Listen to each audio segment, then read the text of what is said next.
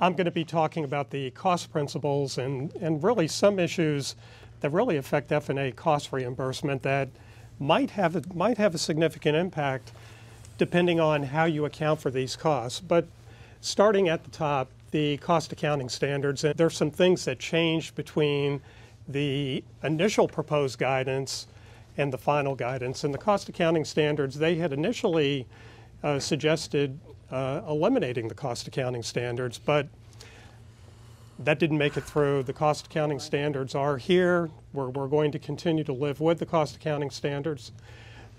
But a little bit of background behind it.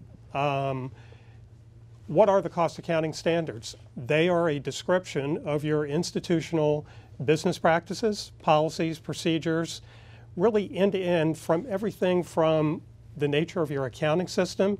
Are you cash-based? Are you accrual-based? How do you account? How do you direct charge for grants and contracts? What is your effort reporting methodology? What's your system? How often do you certify? How do you document indirect costs? What is your nature for accumulating pension plan costs? So many of the schools have gone through the process of documenting this through a disclosure statement. It was a rule that came out in 1998, a detailed process, a tedious process,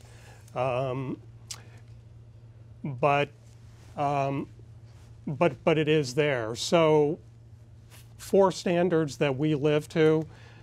501 has to do with allowability of costs. 502, allocability of costs. How are they allocated? 505, accounting for unallowable costs. And 506, what's your cost accounting period? How do you budget for grants and contracts? So what do the new rules say?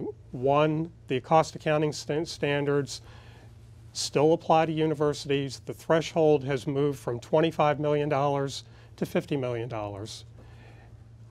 But under the regulations, CAS-covered contracts are always subject to the 4 standards. So part 2 of that, disclosure statements. We're still living with those. Again, the threshold moved from $25 million to $50 million.